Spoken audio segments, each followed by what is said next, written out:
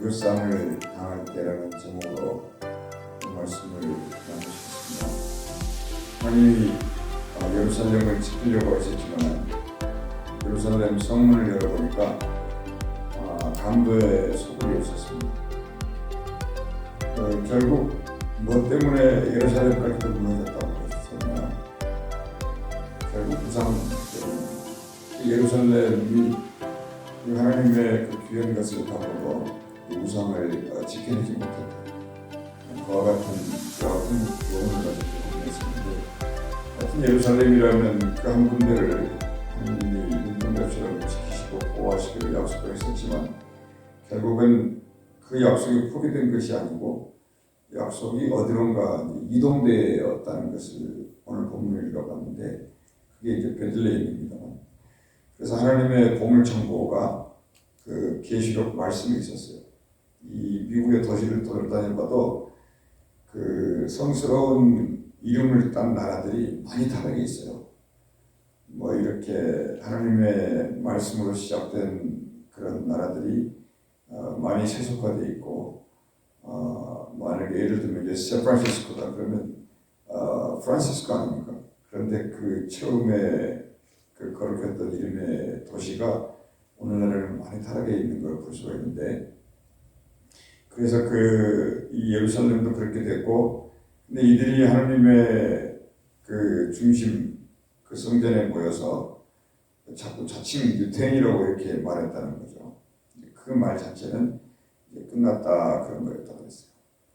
이런 일들을 보면은 구약 성경을 전체적으로 읽으면서 우리가 생각하는 건데, 이게 주님을 따른다. 그리고 우리가 또 성경을 읽고 또 읽으면서 이렇게 아는 것은 뭐냐?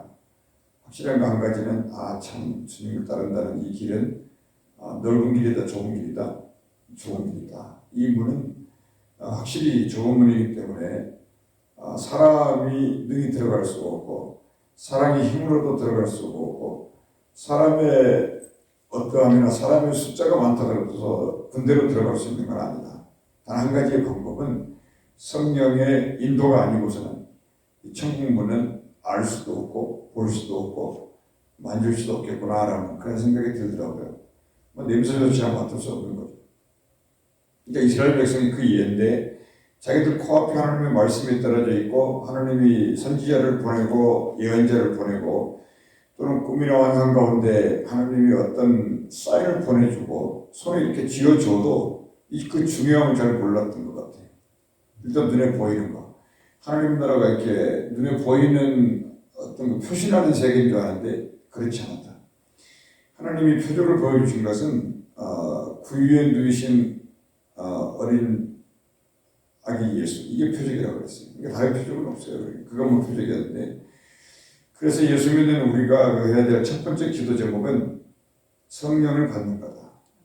그러니까 이 길을 통하지 않으면은 아버지의 나라에 들어갈 방법이 없고 길도 없어요. 찾을 수도 없고. 그러니까 소경이 되는 건데, 근데 또 한 가지 생각해야 될 거는 이 성령을 사모하잖아요. 우리가 하나님 나라에 대한 열망이 있고 예수 잘 믿으려고.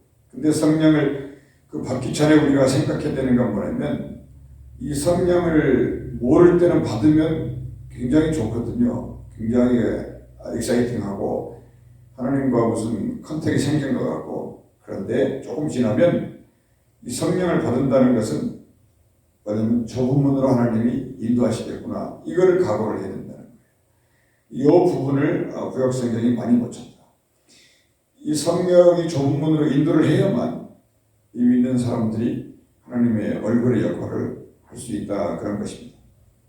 그 오늘 5장 1절 그 말씀을 보면은 거기에 딸 군대여 이래 있잖아요. 그러니까 그 딸이 보통 시온 예루살렘을 말하는데, 성경에 이들의 군대가 몇 사람 없어요.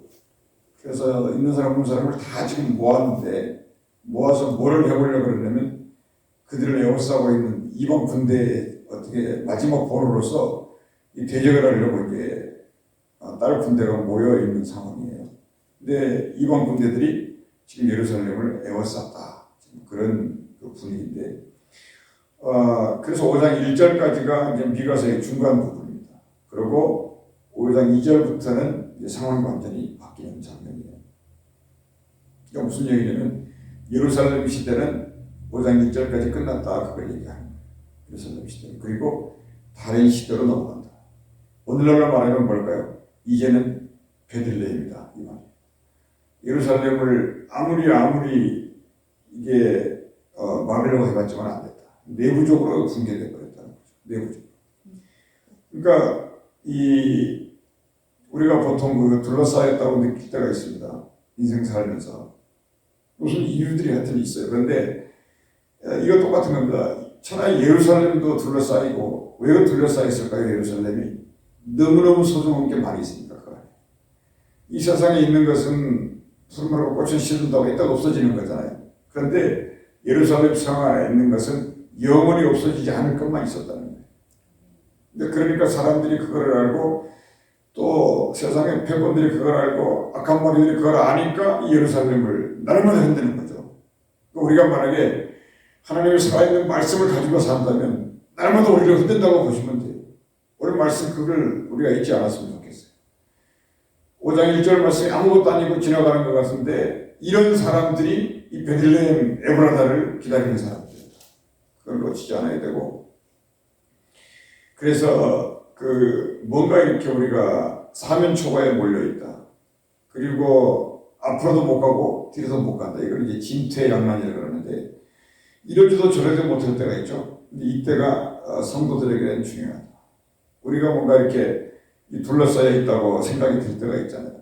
그리고 사는 게 감옥 같고 이게 딴 게 감옥이 아닌가 이런 생각이 들 때가 있어요. 여기가 감옥이라는 생각이 들 때가 있고 이제 그럴 때 좌절과 죽음을 이 운명으로 받아들이지 않는 사람, 절대 이건 하나님 뜻이 아니다고 믿는 사람이 있어요. 이런 사람들이 오늘 여기 1절 말씀의 사람들인데 절대 감옥에 갇힐 수 없는 사람들 있죠. 그러니까 사도 바울이 에베소에게 편지 쓰면서 그랬어요. 내가 비록 갇힌 몸이나 이랬지 않습니까? 그러나 자기는 몸은 갇혀도 하나님의 말씀은 갇히지 않기 때문에 이 편지가 개척한 교회들에게 전달이 됐다는 것이죠.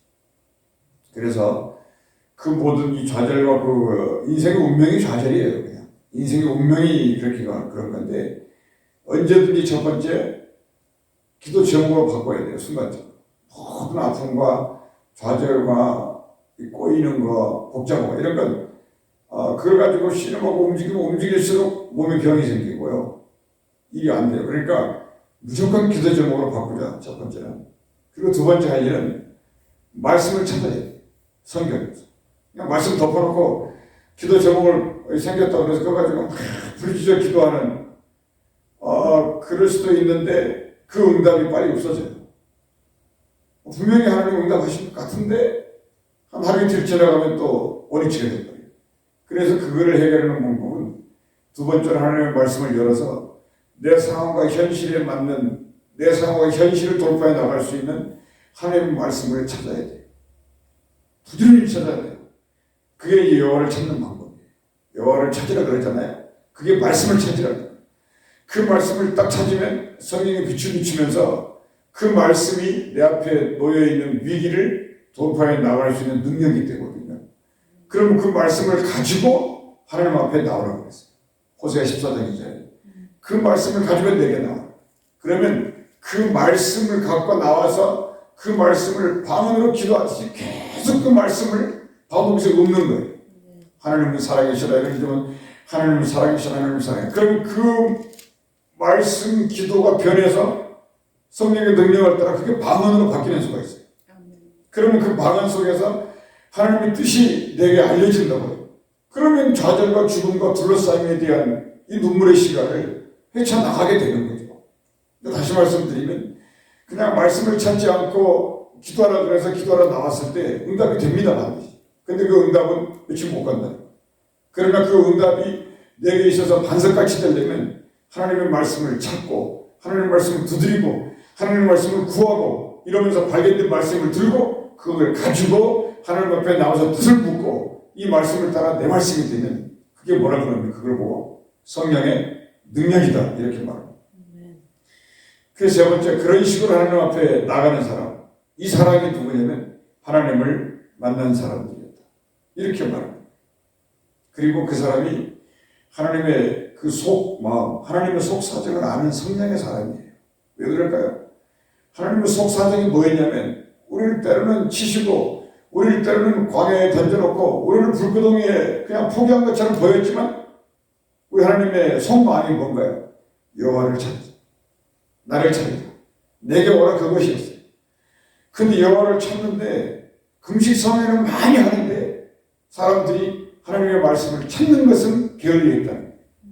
그걸 찾으라는 것이 예수님의 말씀이에요. 구하고 찾고 두드리라는 그런 뜻이라고요. 하나님의 말씀을 찾으라고 거예요.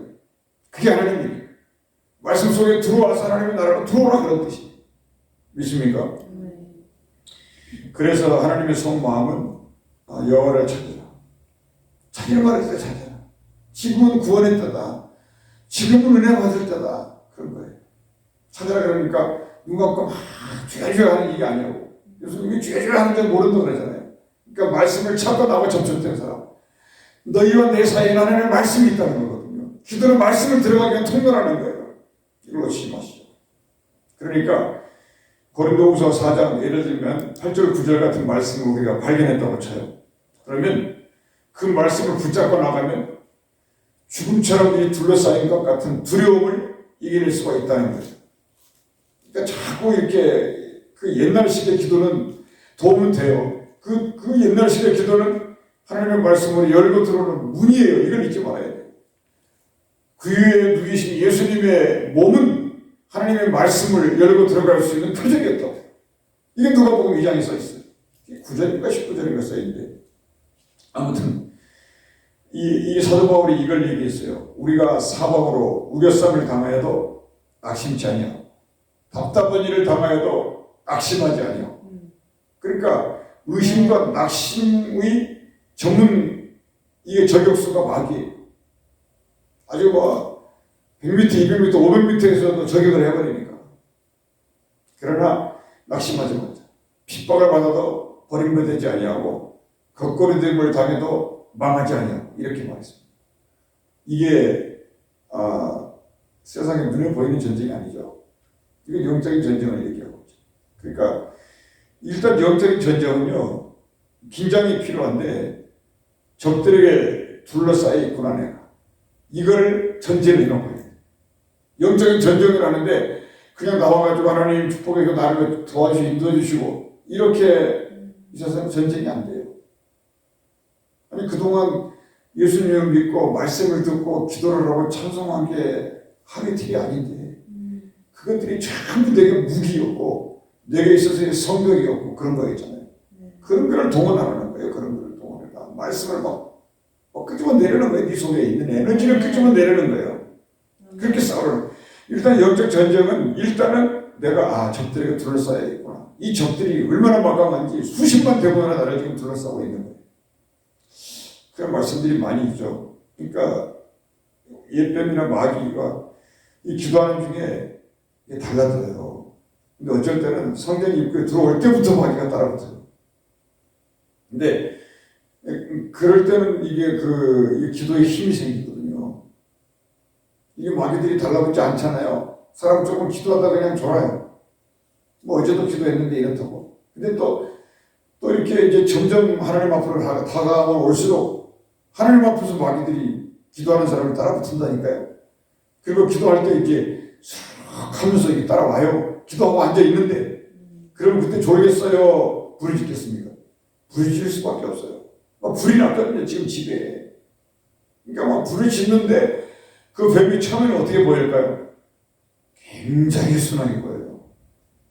이 표정이 막 그냥 코스메틱 한 것처럼 그렇게 보인다고. 그러면 그걸 어떻게 해야 되겠어요? 뱀을 집어넣어 그랬으니까. 믿는 자에게는 이런 표적이 따르니 새 방언을 말하고 이 새 방언이 따따따따 이런 방언이 아니고 하나님의 말씀을 깨달은 열매가 새 방언이에요. 그 말씀이 깨달은 거 아닙니까? 세상에 없는 거 아니었어요? 내가 그 말씀을 깨달았지 않습니까? 이게 새 방언이에요. 그 방언의 무기를 가지고 그거를 계속 중복하라는 거예요. 되뇌이고 반복하고. 예를 들면 이런 거. 사망과 우겨쌈을 당해 낙심치 아니한다. 이 말씀이 내게 왔다고 쳐요. 그리고 이 말씀을 계속해서 하나님 앞에 선포하는 거. 그러면 그 말씀을 제일 무서워하는 게 마귀라고. 1만 마디의 방언도 굉장히 중요한데 한마디 깨달은 말이 예쁜 마귀 사탄은 원수를 물리친다는 겁니다. 믿습니까? 그래서 성령의 검을 칼집에서 끄집어내라. 성령의 검이 새벽 예배를 한 달을 제대로 드려도 그 말씀에 30가지는 있어요. 30가지. 30개는 있다고요. 그 중에 하나만 제대로 꺼내가지고 마귀를 대적하면 이들이 뭐 껍데기가 벗겨지는 거죠. 아멘. 그렇게 싸우라고 그랬어요. 예수님처럼 싸울 때 돌이 떡덩이가 되라 그러니까 예수님이 뭐 천방지축 뭐 설치면서 막 돌 찾아다니고 돌아다녔겠어요? 뭐 그걸 딱 만들려고 하겠습니까?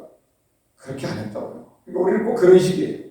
돌을 떡땅이 만들어 그러니까 내가 떡을 못 만들면 내 믿음이 없다고 할까봐 부들부들 떨면서 막 하나님 뭐 떡 만들게 해주세요. 그러면서 막 눈 감고 막 목이 찢어지도 그렇게 하지 말자는 거예요. 그렇게 하지. 바보같이.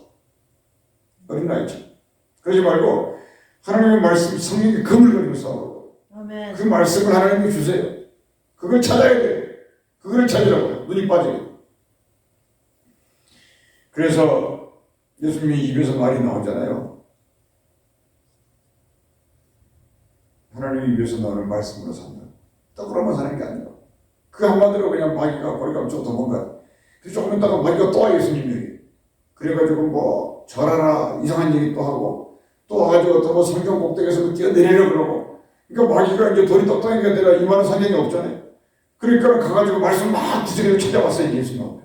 그래 예수님 찾아온 말씀이 시편 90편에 있는 말씀을 가져와가지고 야 천사가 누가 뛰어내리면 천사가 네 발 하나 상치 않게 받쳐준대. 이 말씀을 찾아와가지고 예수님 앞에 나타났어요. 마귀가. 마귀한테 뭐라 그래요? 야 무슨 꼭대기에서 한번 뛰어내려 보라고. 야라 그러면 또 이상한가? 네가 하나님의 아들이면 뛰어내려봐. 예수님이 뛰어내렸겠어요? 안 뛰어내렸겠어요? 우리 같으면 훌쩍 뛰어내렸어요. 그냥 자살이죠 그게. 그렇지 않고 네가 하나님을 시험하지 마라. 그런 겁니다. 영적인 전쟁이라는 게. 그냥 가만히 한마디 던지는 거예요. 그냥. 그랬더니 성령이 권능을 입혀가지고 그 말씀이 펑 터지니까 역사해 버립니다. 그런 거예요. 둘째로 모든 둘러싸임을 당했을 때 그것은 끝이 아니다. 예루살렘이 지금 둘러싸여 있지 않습니까?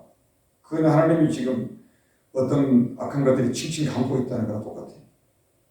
하나님이 삼손처럼 한번 힘 한번 막 쓰면 뭐 어떤 쇠고랑도 끊어질 거 아닙니까? 근데 하나님이 지금 무대를 옮기려고 하는 거예요. 예루살렘은 끝났어요. 그러니까 하나님이 그 고통 가운데 무대를 옮기는데 다윗성 유대 베들레헴 거기 어디예요? 그가 하나님 기억이 나. 메시아가 어디서 나오느냐? 이거는 다윗성이야. 그러니까 아브라함과 다윗의 자손도 예수 그리스도였잖아요. 그러니까 그거 하나는 분명해요. 아브라함과 다윗성 어딘가에 아기 예수가 탄생. 고향이 어딘가 거기 있다는. 이거 하나는 분명했죠.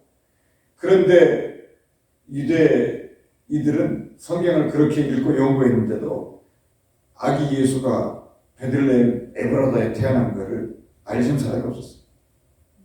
그러니까 저기 이방 땅 동방 박사들이 별만 연구하고 있었는데 어떤 별이 하나 뜨길래 그 별 따라 왔는데 바로 거기에 하늘의 별이 탄생했다.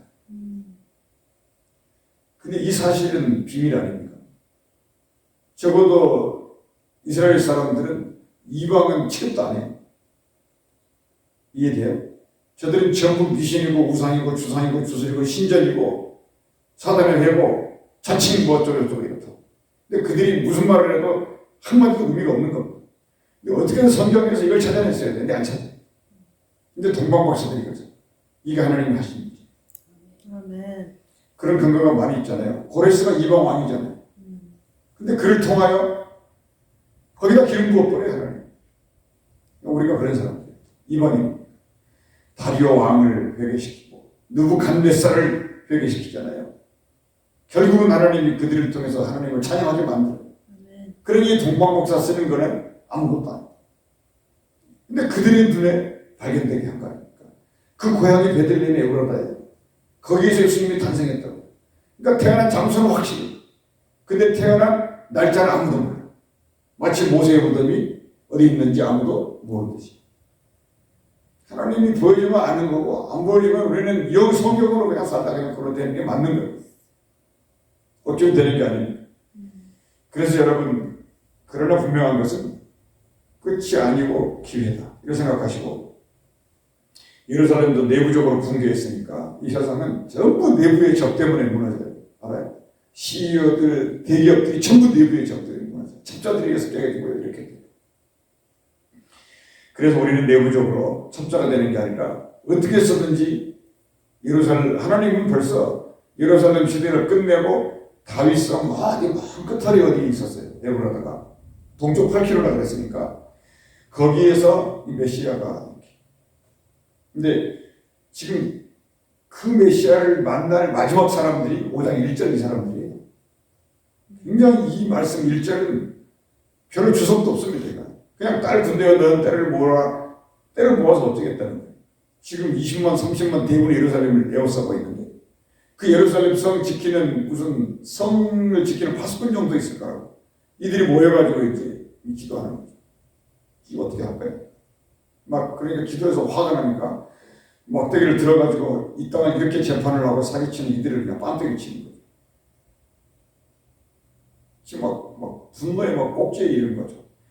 이런데 이들이 이러면서 막 기도하고 막 분노하고 막 이러면서 이렇게 있는데 응답이 어떻게 왔냐면 5장 2절부터 왔는데, 여기서 놀라운 게 뭐냐면 이 미가 선지자가요, 이사야와 같은 시대의 선지자인데 이사야는 궁궐에 있는 선지자였어요. 왕궁. 근데 이 미가는 저기 진짜 거기 있는 것처럼 족속 중에 그 작은 동네 거기에 예언자가 있는데 세상에 하루 이런 말이 있어요. 꼭 그런 건 아닌데 하루아침에 이 미가라고 하는 이 소선지자가 하루아침에 세상에 지금 이사야급으로 올라온 거예요. 무슨 얘기 아시겠어요? 지금 이 시대를 바꾸는 이게 미가야. 저는 이 5장 1절 2절 요 부분이 이게 미가야에서는 핵심이에요. 제가 볼 때. 여기서 메시아를 예언합니다. 그러니까 그 소선지자들이 여기 성경책에 들어가 있는 거는 메시아를 예언했겠다는 이유로 써있다. 근데 거기에 이제 베들레헴 에브라야 이렇게 나왔죠. 그러니까 여러분, 그 사람들처럼 그 전환기에 남아가지고 둘러싸여서 포기하고 우리 끝났어 이제 뭐 있겠어 이러지 말고 그 끝한머리에서도 하나님이 비록 하나님의 중심을 베들레헴으로 옮겨가버린다 할지라도 그 마지막도 포기하지 않은 사람이 이 사람들이었다. 무슨 말인가 아시겠어요? 그냥 괜히 하나님의 뜻을 안다고 그냥 포기해버리고 이러지 말라는 거예요. 하나님이 다 아시니까 그 상황 속에서도 그 어둠 속에서도 기도의 불을 밝히라는, 이게 연말연시고 해결책을 찾아내고 막 기도 운동을 하고 막 순간순간 회개 엄청나게 해야 되고요. 그리고 속에 쌓인 문제들을 전부 풀어내고 하나님의 뒤로 옮겨간다 할지라도 불을 졌다 보면 이 둘러싸여 있던 군대 귀신들이요 어느새 물러감을 볼 수 있다는 겁니다. 하나님은 그런 몸부림을 좋아해요. 그것은 뭐냐면 하나님과 악과 싸울 줄 아는 하나님의 군대를 만들려는 거예요. 아니 장소 하나 옮겼다고 뭐가 달라지나요? 그 마지막 속에서도 막 하나님의 군대의 영역을 키우는 사람들을 그들을 데리고 베들레헴으로 가는 거죠. 무슨 얘기인가 알겠어요? 그러니까 모든 순간에서 우리가 할 수 있는 일은 반드시 해야 됩니다. 그 열왕기하 6장에 보면 그 엘리사와 게하시 얘기가 나오죠. 이 게하시는 이 아람 군대의 말과 병거를 눈으로 보이니까 한 20만 군대쯤 됐는데 18만원쯤. 그걸 보고 그냥 게하시는 그냥 죽고 싶었을 거예요. 그리고 엘리사 스승에게 나와가지고 이게 난리 났다고. 근데 그 눈이 안 열리니까. 근데 기도하고 있는 엘리사는 그 눈이 열리니까 그냥 말하는 거예요. 그래서 엘리사가 기도하는 거죠. 게하시에게 눈을 열어 보게 해달라고. 그러니까 게하시가 그것도 보게 돼요. 눈을 열려가지고. 그러니까 무슨 군대가 있었어요? 여호와의 불말과 불병거가 18만 5천 정도가 아니었어요. 불명과 불병거 하나만 가져와도 20만 원 그냥 한순간에 끝낼 수 있는.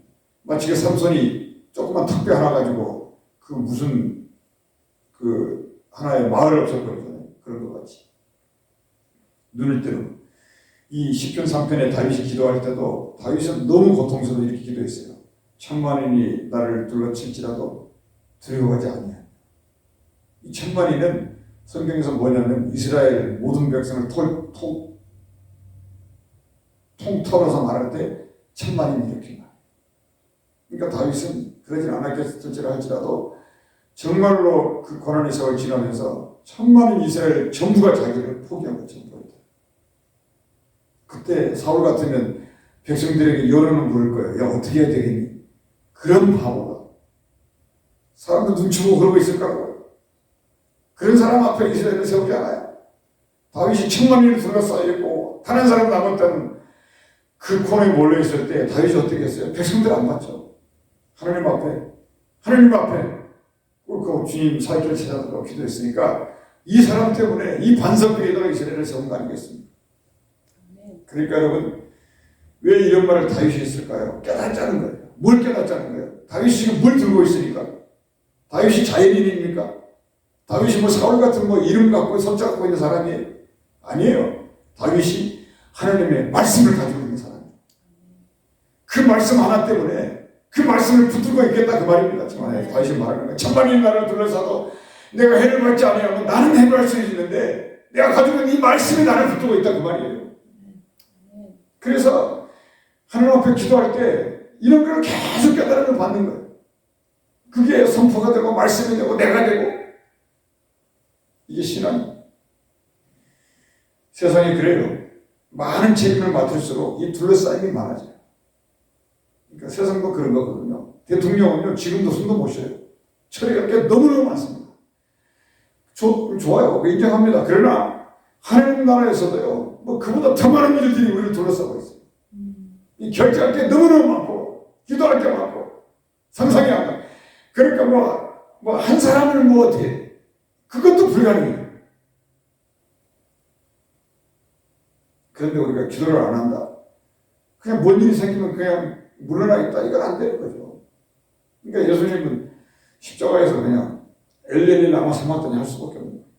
예수님만 그랬냐 그게 아니에요. 많은 선지자들이 공통점이 전부 그랬다. 하나님의 나라를 봐버렸습니다. 그래서 여러분이 어떤 큰 일을 하려고 할 때는 마음의 준비를 단단히 해야 돼요. 악한 것들이 지름치고 둘러치고 있어요. 그러나 다윗은 언제든지 위기를 기회로 만들었다. 역대하 7장 14절에 받아보래요. 이 백성이 악한 글에 썼다는 스스로 낮추고 기도하여 내 얼굴을 찾으면 내가 하늘에서 듣고 이 땅을 고치리라.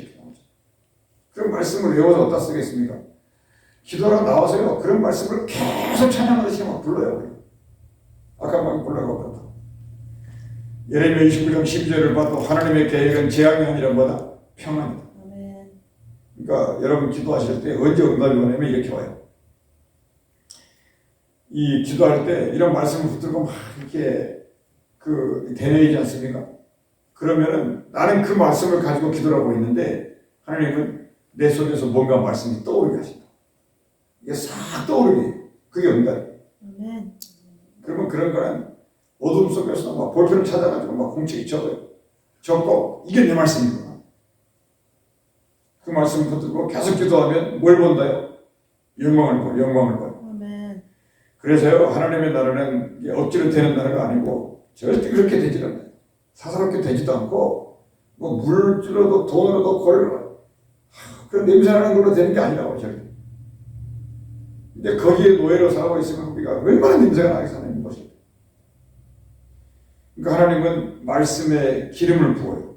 그래서 그 말씀이 기도하는 누군가에게 이루어지게 하시는 것인데 그건 우리의 일이 아니고 하나님 자신의 일인 거라고. 그러니까 제가 이제 말씀드리고 싶은 것은 한 가지 제가 더 말씀드리는 건 이 기도 응답이 늦어질 때가 있어요. 여기 지금 5장 1절에 이들은 이제 예루살렘까지 다 포위되어 없어졌기 때문에 기도 하나만 하라고 생각했을 것이. 근데 이때 기도자들이 있었다는 거예요. 그리고 이 기도하는 사람들이 기도하는데 응답이 왔겠어요? 안 왔겠어요? 하나님은 이미 응답의 인공위성을 까버렸어요. 그러니까 안 온다고. 근데 그런 걸 우리는 뭐라고 그러냐면 기도 응답이 늦어진다 이렇게 말해요. 기도 응답이 옵니다. 그럴 경우 왜 그러냐면 하나님이 지금 개인의 응답을 주려고 하는 게 아니라 전체에게 한꺼번에 응답하려고 하시는 거예요. 그러니까 기도해야 돼. 그러니까 내가 예를 들어 하루 종일 기도했는데 이 사람은 1시간밖에 기도를 안 했네. 그럼 응답이 나한테 와야 되잖아요. 근데 안 오고 있어. 근데 나한테도 안 오고 있고 이 사람도 안 오고 있네. 왜 안 올까를 생각을 했더니 하나님이 이 사람이나 너 하나 똑같이 응답을 주려고 지금 더디하고 있다. 그 말이에요. 그게 뭐냐면 다니엘이 21일 기도 그런 게 그런 거예요. 다니엘이 21일 응답이 와버리죠. 그럼 전체가 다 쏟아져. 한꺼번에 쏟아지는 거예요. 그러니까 이게 한 몸이라고 해요. 이 교회가. 그러니까 이 적들에 둘러싸인 예루살렘 성 안에 몇 안 되는 남은 사람들이 죽을 때 죽더라도 하기를 하자. 이게 우리가 지금까지 배워왔던 거 아니냐 이러면서 기도합니다. 막 재판장 뺨도 치고 뭐 왕이 있었으면 막 그냥 끌어다가 명하래 끌어다가 막 앉혀놓고 왜 기도 안 하냐고 이랬을 거라고 해서. 그러니까 왕은 뭘 상징하냐면 예루살렘을 상징하고 지금 기도하고 있는 사람은 베들레헴을 상징하고 있는 거 아니겠어요? 그래서 여러분 이 포기하지 않는 사람들 때문에 드디어 이제 문이 열리는데 그 문을 통해서 어린 양 예수가 태어나기 하는 장소가 준비됐다. 이게 메시지.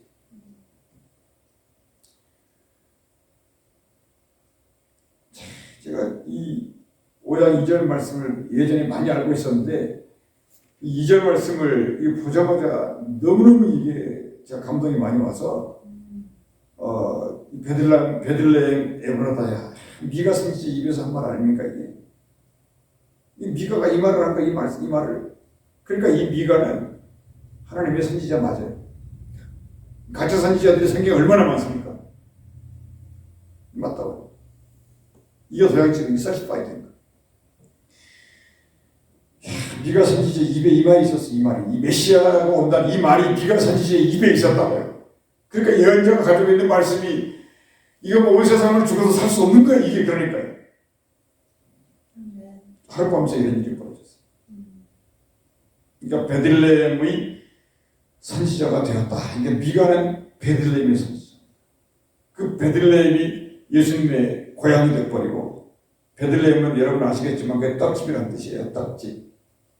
베이트가 집이니까 레헴이 떡인데 이 레헴을 우리가 알아야 될 거는 그런데 그 떡은 생명의 떡이다. 예수님이 생명의 떡이에요. 그리고 두 번째 떡은 무슨 떡이냐면 알아야 되는데 금일의 떡이에요. 예수님의 떡은 두 가지.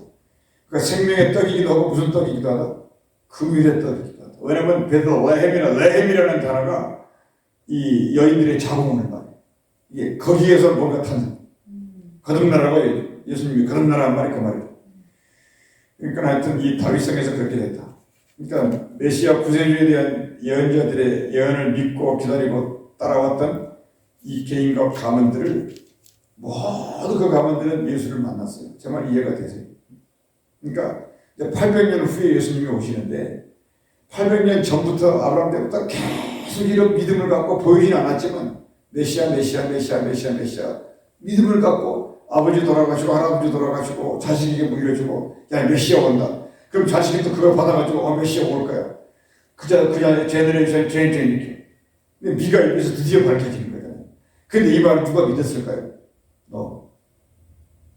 믿을 사람이 1000명 중에 한 명 있을까?